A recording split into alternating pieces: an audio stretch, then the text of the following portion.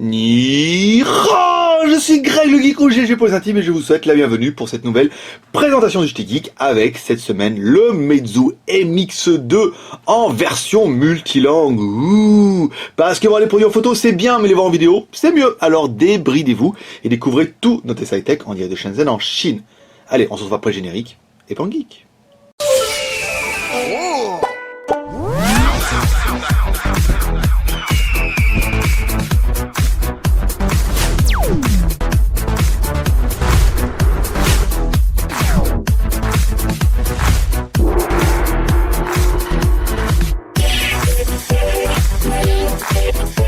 Aujourd'hui, on va retester un téléphone qu'on avait déjà testé précédemment, le Meizu MX2.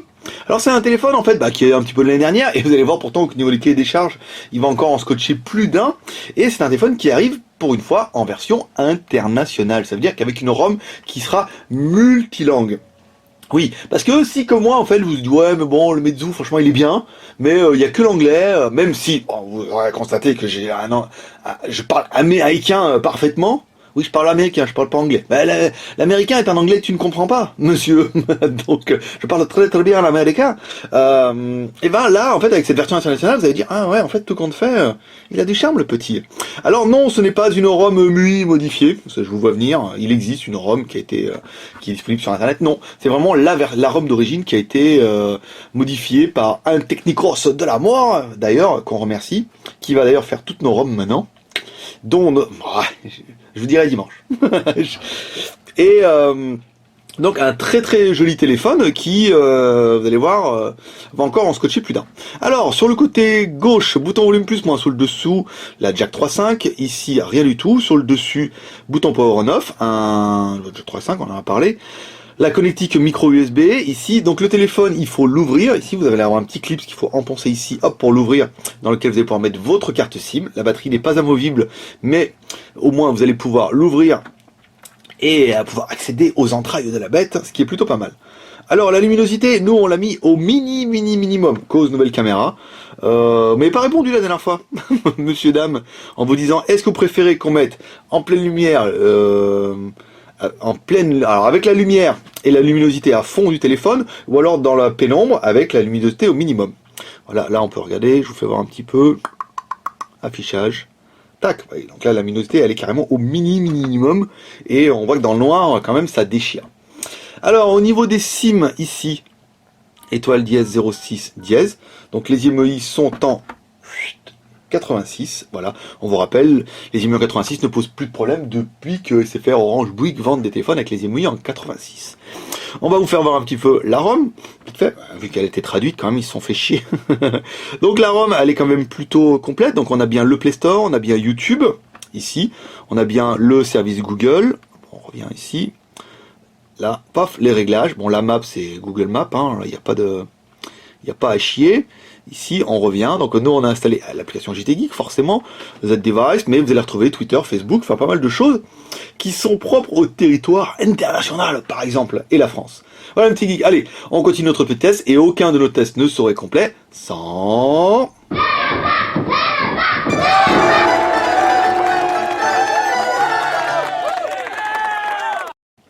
Notre lapin, notre Antutu qui va nous donner le score de la bête. Alors 14 654, ah, c'est pas mal, hein, vous voyez quand même. Alors pourquoi 14 654? Eh bien parce que c'est un Meizu. Android 4.1 sera peut-être un petit peu la déception. L'appareil photo, 8 millions de pixels. C'est pas mal. Le quad-core, alors le quad-core c'est un MX5S en 4x1 Go 6. Donc là c'est plutôt sympa. 2 Go de RAM, 2 Go de RAM, modèle 16 Go de ROM hein, sur celui-là. En fait, on estime que nous, ça suffit. Après, les 32 et 64, non. C'est quand même relativement cher. Et ça n'a pas vraiment d'intérêt, bien que, faut voir avec la marque, mais on devrait pouvoir les avoir, parce que la ROM est toujours la même. Voilà. Ici, bon, après, vous avez vu, c'est un petit Antutu classique. Alors, on va quand même se faire le test de quadrant, comme toujours. On aime bien ça, ici. Ok, yes. On run le benchmark en quadrant, et comme toujours on va vous mettre cette vidéo en accéléré 50 000 fois, comme ça sera un petit peu moins long pour vous.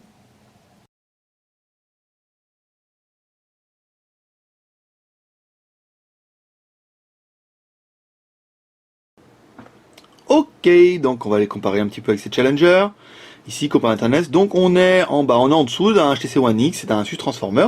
Ah, c'est un petit peu dommage, on aurait cru qu'on allait être un petit peu au-dessus de ça. Bon allez, on attaque notre deuxième personnage exceptionnel, qui est... Hi, boys and girls.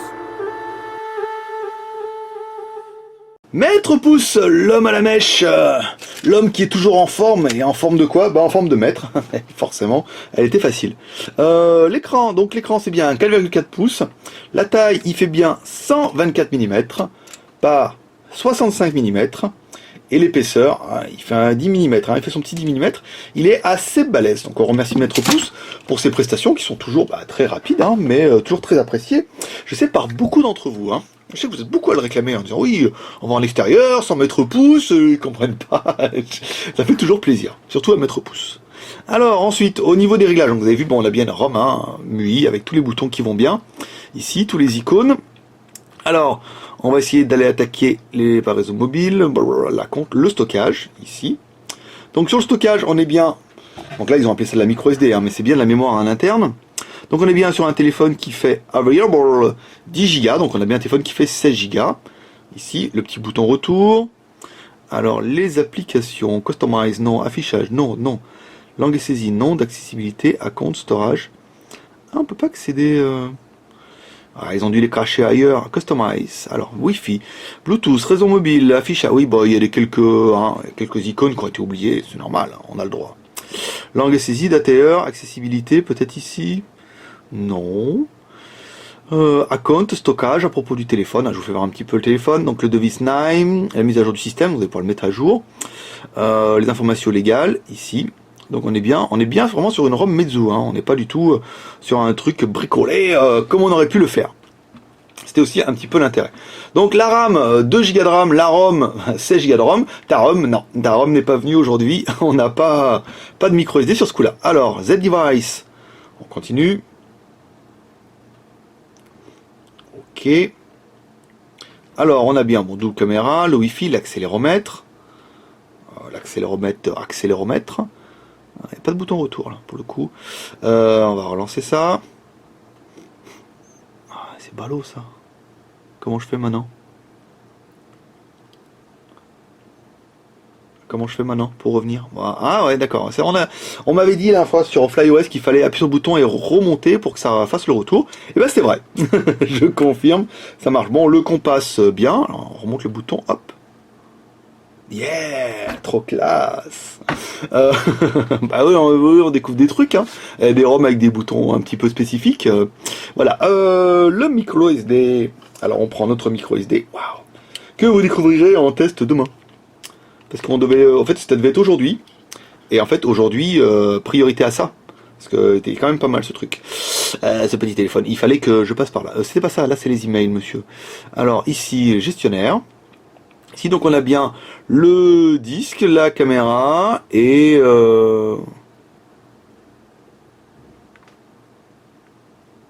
Attendez. Je crois que je n'ai mal mis la caméra, la micro SD là-dedans.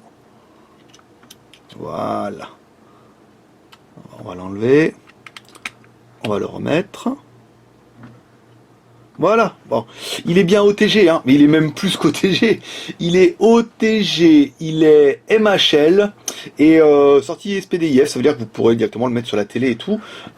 Plutôt la classe, je veux dire, la connectique. Bon, on l'enlève. Oui, c'est nous l'autocollant JT Geek, on en met un petit peu partout en ce moment. On est content de les avoir. Vous pouvez les trouver sur la Skyphone boutique, on nous a demandé déjà. Parce que j'en mets un peu sur tous les téléphones en ce moment. Si un jour vous recevez un téléphone avec un JT Geek, c'est de ma faute. Parce que j'aime beaucoup. Alors, la version Android. Ici, on a vu, enfin on n'a pas vu, surtout que c'était une version 4.1. Ici, à propos du téléphone. Alors, le device, mise à jour du système. Non, ça fallait pas faire. État, information légale, voilà, version Android 4.1. Donc là, il n'y a pas le boot, c'est vraiment la grosse surcouche FlyOS de Meizu. Pas mal. Alors, la version Android, c'est bon. Bon, on a déjà vu tout à l'heure, vous aurez bien le Play Store, ici, qui fonctionne, pour une fois. Ce sera pas mal. Oui, je dis pour une fois parce que quand on bricolait des fois, quand on installe des Play Store des fois sur des modèles qui sont pas prévus pour, il se passe pas toujours bien. Alors Google+, on a bien Facebook, Twitter et toutes vos applications préférées. Allez, on va écouter un petit peu de musique, écouter un petit peu de Britney Spears surtout. Alors, Baby One More Time, on a déjà essayé, hein, on l'a rangé.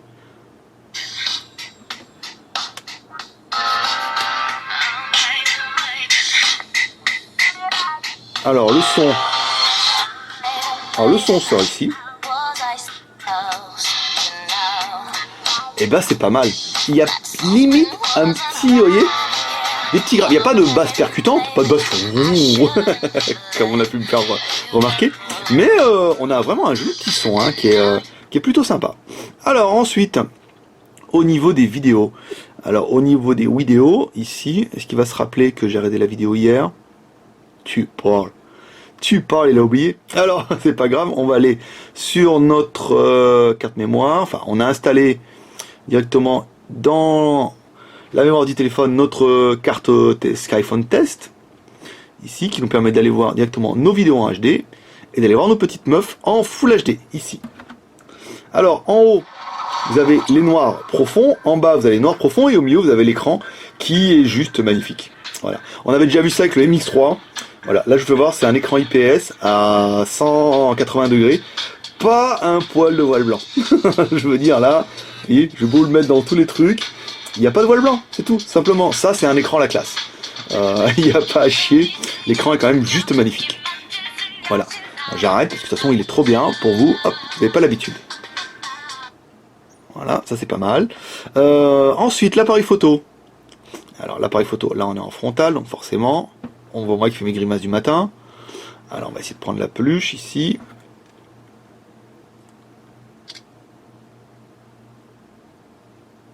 Le flash il était vite, oh la vache. Alors, bon c'est pas mal dans le noir, mais on a vu un peu mieux, hein, notamment avec les Lenovo. Mais par contre en journée il rend super bien. D'ailleurs on vous a fait deux vidéos. Une vidéo que vous découvrez en intérieur et une vidéo que vous découvrez en extérieur. On vous rappelle, vous trouverez deux photos prises avec le téléphone directement sur le blog du jtgeek.com dans la journée, l'après-midi, la soirée, on verra en fonction du temps d'édition.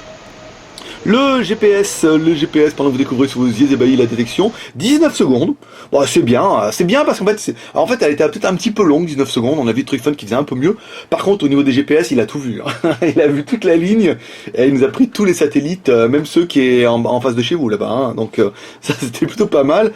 Généralement, on se contente de 5 satellites. Là, il a tout vu, tout pris et il nous a rien laissé. Voilà. Si on doit le comparer un petit peu avec ces Challenger. Alors attendez, on va pas faire ça comme ça. Ici, donc si on doit le comparer avec un iPhone, on vous rappelle, c'est un écran de 4,4 pouces. Donc il est un peu plus grand que le iPhone, donc un peu plus confortable. La finition, bon après là c'est du plasticinium forcément. Bah, il n'a pas à rougir, hein, il est quand même bien fait hein, avec cette finition un peu monobloc, et pourtant on peut l'ouvrir. Là c'est vraiment le petit côté Meizu qui est sympa. Si on doit le comparer avec un Challenger un peu plus proche, qui serait un Samsung S4, bon bah vous voyez il est un peu plus petit, normal l'écran ne fait que 4,4 pouces contre un 5 pouces, mais au niveau de la finition, bah je peux vous dire qu'un Meizu vaut carrément un coréen, et il n'a pas à rougir, notamment au niveau du prix.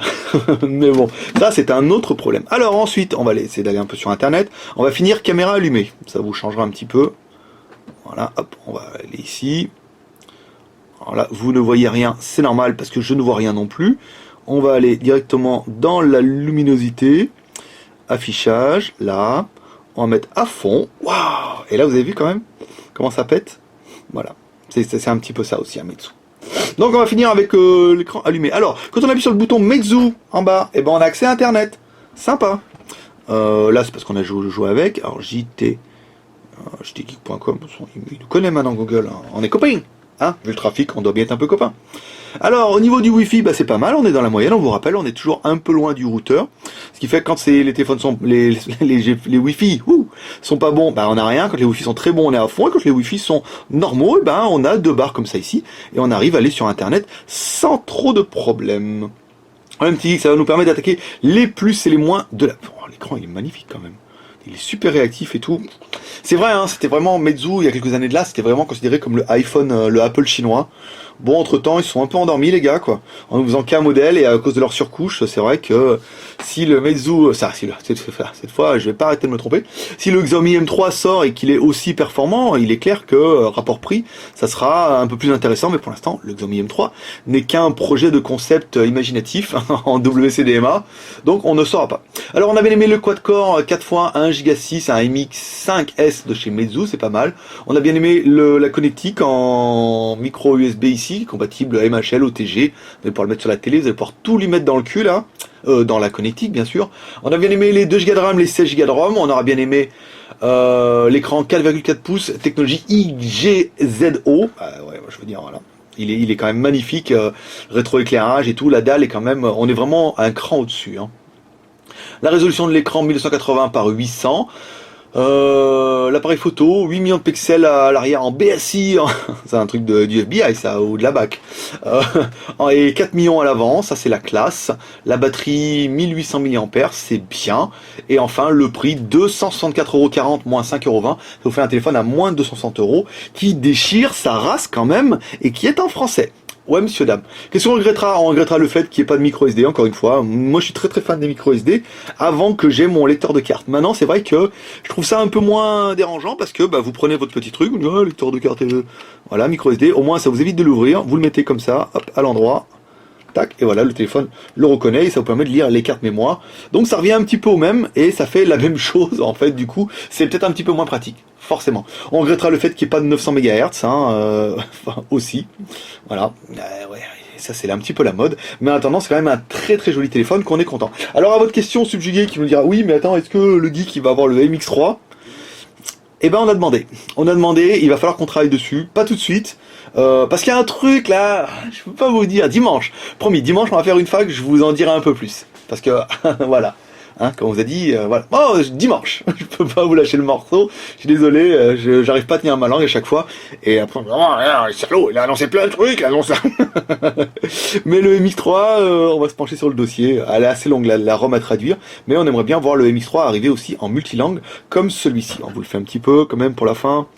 Là, langage, saisie, langage, voilà. Donc vous pouvez le mettre en afghan, si ça jamais ça vous va, en croate, en allemand, les anglais, il y en a une chier complet. Ici, il y a des langues bien, un petit peu en polski, en roumain, exactement. Et je pourrais discuter avec l'homme du feu rouge, en suomi, voilà. Il y a plein de langues un peu bizarres. Voilà. Vraiment, il y a toutes les langues dans le téléphone. Voilà, un petit geek, c'est tout pour aujourd'hui. Si vous aimez cette vidéo, vous pouvez nous soutenir et nous encourager avec les 3 R. Le R de share en partageant cette vidéo sur les réseaux sociaux. Le R de commentaire en laissant un commentaire sur cette vidéo. Et le R de pouce vert, ouais, en laissant un pouce vert parce que ça fait toujours plaisir. Vous retrouverez tous les liens de cette vidéo, notamment pour l'acheter, le trouver, nous suivre, nous encourager directement sur YouTube. Vous cliquez sur YouTube en bas à droite de la vidéo, vous arrivez sur la page et là vous aurez tout ce qu'il faut. Voilà, un petit geek, c'est tout pour aujourd'hui. Vous pouvez rejoindre la grande famille des geeks Chaladik sur le blog du jtgeek.com ici. Et moi je vous dis, maintenant c'est le 2e de la journée, moi je vous dis à demain. Et rappelez-vous, les rendez-vous du JT Geek, c'est les seules présentations du petit déjeuner plus fort que la Miricorée qui vous donne la patate pour toute la journée. On n'arrête pas de vous le répéter. Allez, à demain. Bye bye.